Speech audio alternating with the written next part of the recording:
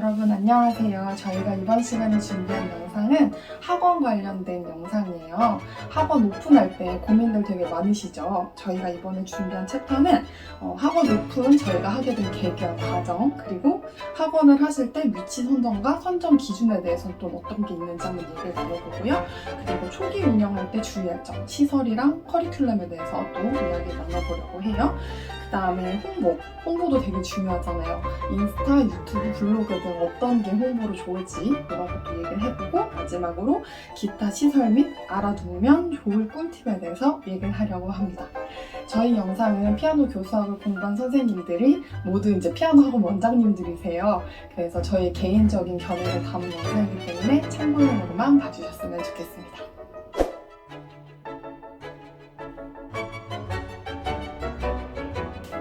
저 같은 경우는 학원을 오픈하게 된 계기가 개인 레슨을 굉장히 오래 했어요. 거의 10년 정도 개인 레슨을 하다가 이제는 진짜 더 이상 돌아다니는 걸 못하겠다라는 생각이 들어서 정착해서 좀 아이들을 많이 가르쳐보면 어떨까라는 생각이 들어서 한번 학원에 대해서 알아보게 됐어요. 여기저기 좀 상권이라든지 그리고 좀 학원가 이런 거 많이 알아보고 준비를 했던 것 같아요. 그냥 단지 얘기하자면 개인 레슨은 이제 많이 무료해질 때쯤 그래서 학원을 생각하게 됐어요.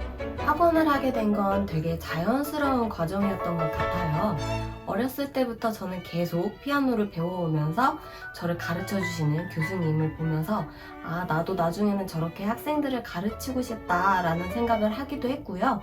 그리고 제 어머니께서도 제가 태어나기 전부터 학생들을 오랫동안 계속 가르쳐 오셨거든요, 피아노를요.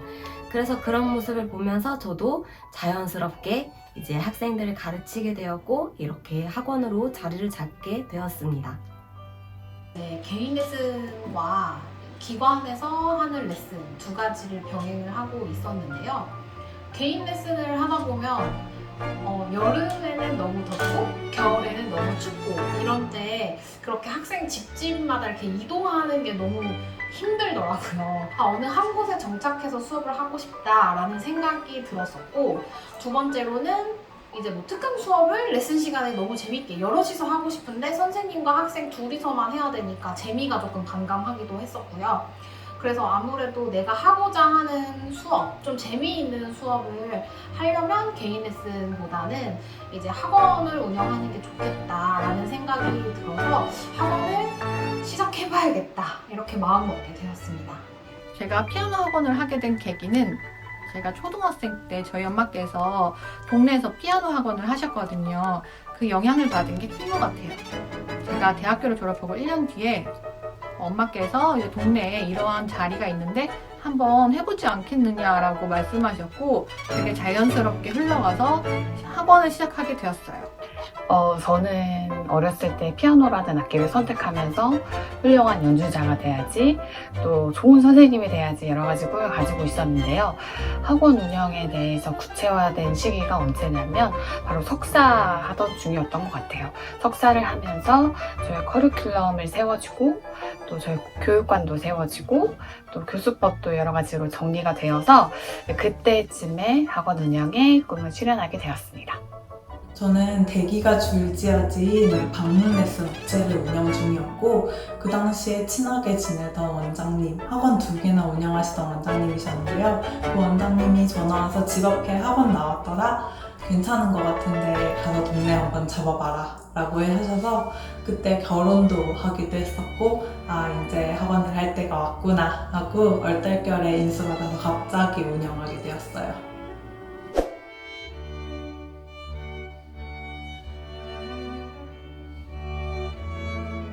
저는 학원을 하기 전에는 개인 레슨을 했어요.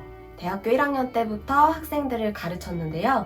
이제 학생 연령은 유치부, 초등학생 저학년부터 성인분까지 되게 다양하게 레슨을 했었습니다. 네, 저는 이제 방금 말씀드렸다시피 오픈하기 전에 개인 레슨을 위주로 했었어요. 이제 학원 레슨 같은 경우에는 학부 졸업하기 전에 잠깐 했었고, 이제 졸업하고 나서 이제 석사하고 이제 학원 오픈하기 전까지는 이제 기관 레슨이라고 해서 제가 살고 있는 지역에 청소년 회관이 있어요. 이제 청소년 회관에서 이제 성인반 수업을 제가 맡아서 수업을 했던 경험도 있습니다.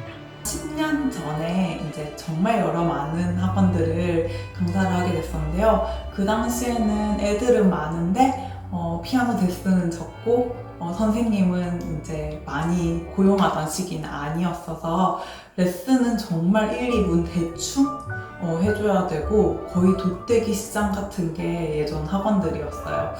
개인 레슨을 하면서 정말 많은 교수법들을 공부를 하게 되고요.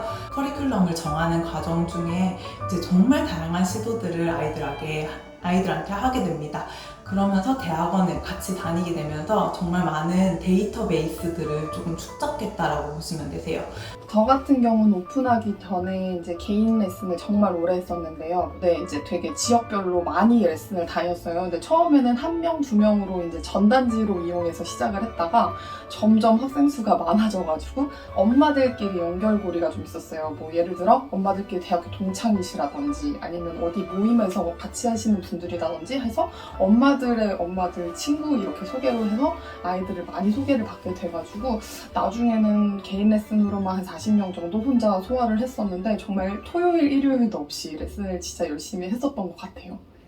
저는 개인 레슨과 학원 강사 이 두 가지를 모두 경험을 했었는데요. 만약에 제 지인이 학원 운영에 대해서 조언을 구한다면 저는 이 두 가지를 모두 다 경험을 해보라고 말을 해주고 싶어요. 물론 이 일을 경험하지 않고도 훌륭하게 운영을 잘 하시는 원장님들이 계시지만 저는 제 지인에게 이 두 가지 형태의 레슨을 경험해보라고 말을 해주고 싶어요.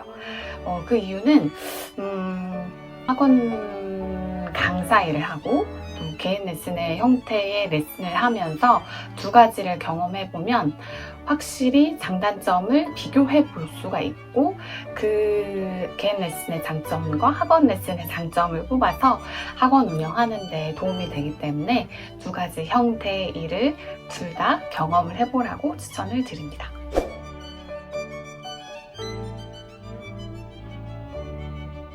제가 잠깐 일했던 피아노 학원에서는 학생이 굉장히 많았어요. 그래서 제가 이렇게 방에 앉아 있으면 학생들이 이렇게 교체되면서 레슨을 계속 했었는데 그냥 일단 계속 많은 학생들을 가르쳐 보는 게 경력을 쌓는 방법 같아요.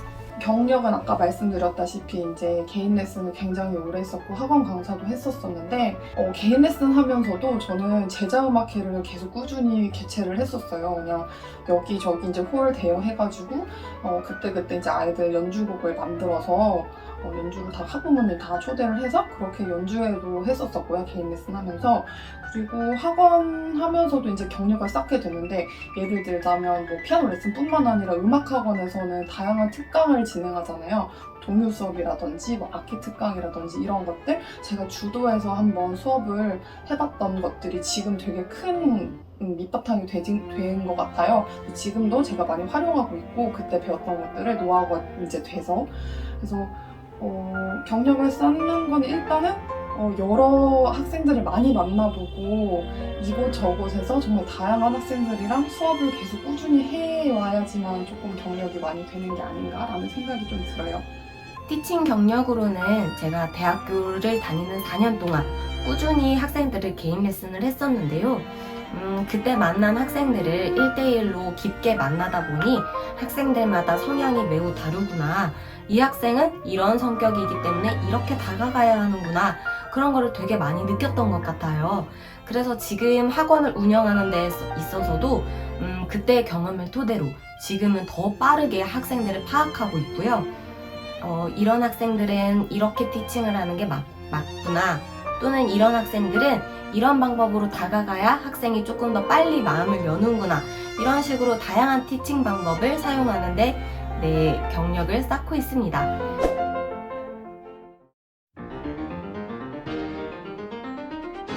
신규 개원과 인수, 저는 두 가지 모두 해봤습니다. 첫 번째 학원이 신규 오픈이었는데요. 이런 공간을 내가 머릿속으로 생각한 것들을 펼칠 수가 있잖아요. 인테리어도 그렇고 벽지, 그리고 학원 외부의 디자인까지도 내가 맘대로 할 수 있었던 것 같아요. 인테리어 공사도 생각보다 빠르게 진행돼서 이렇게 내가 생각한 것이 3D로 구현이 되니까 신기했었거든요. 근데 그 대신에 피아노, 그리고 여러 가지 책상, 의자, 뭐 에어컨 그런 것들을 하나하나 다 구비를 해야 되기 때문에 그런 노고가 있었던 것 같아요. 네, 인수는 일단 발품을 많이 팔았었어요. 내가 생각하던 그런 학원을 찾기 위해서 시간을 좀 들였고요.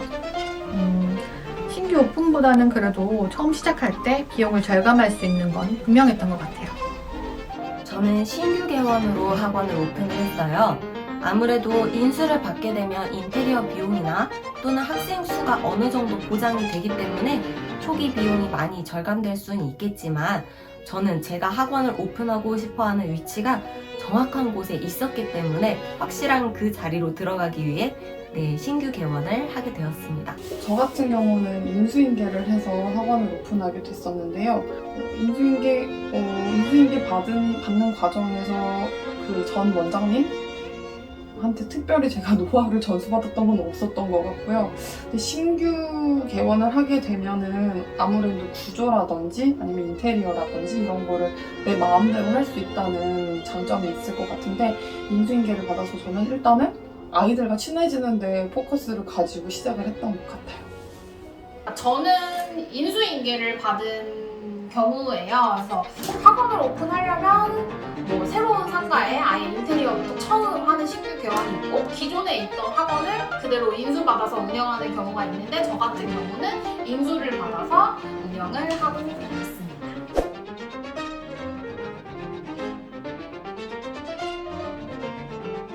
처음에 저는 교습소로 오픈을 하였고 지금은 학원으로 확장을 하여서 교습소와 학원 두 가지를 다 모두 경험을 해보았는데요.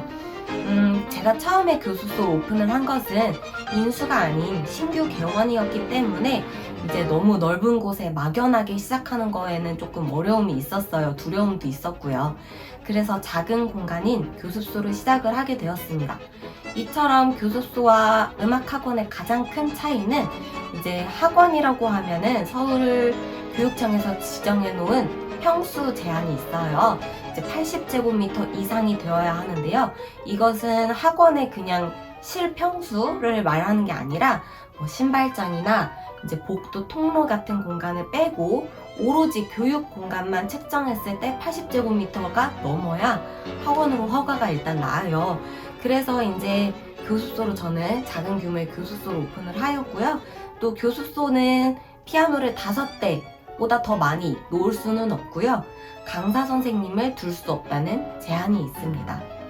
일단 저는 음악 학원을 운영을 하고 있고요. 이제 많은 학부모님들이나 일반 사람들은 교습소, 음악 학원 그게 무슨 차이야? 라고 생각을 하시잖아요. 일단 가장 큰 차이는 면적의 차이라고 할 수가 있을 것 같고요. 일단 교습소보다는 학원이 이제 학원으로 허가받기 위한 면적이 훨씬 넓죠. 그래서 학원과 교습소의 큰 차이, 면적이 있을 것 같고, 그리고 음악학원 같은 경우에는 선생님을 고용을 할 수가 있어요. 아이들을 지도하는 선생님을 고용을 할 수가 있는데 교습소는 일단 원칙적으로 강사 채용은 불법입니다. 금지되어 있어요. 대신에 이제 뭐 아이들 레슨 봐주는 게 아니라 이제 교습소 내에 행정 업무라던가 청소 뭐 이런 걸 도와주시는 보조 요원은 채용이 가능하게끔 되어 있어요. 그래서 원장이 단독으로 수업을 해야 하는 곳이 교습소, 그리고 원장을 포함해서 뭐 강사 선생님들 여러분들이 이제 학생을 가르치는 곳, 학원이라고 생각을 해주시면 될 것 같고, 그리고 아무래도 면적 차이가 있다 보니까 교습소에서는 피아노 대수에 제한이 있어요.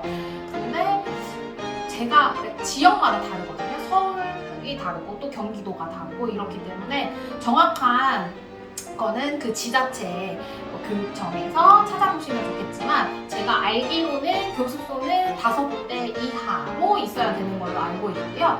피아노 학원 같은 경우는 제한이 없죠. 일단 평수가 허용하는 만큼 피아노를 두실 수 있다고 생각을 해주시면 됩니다.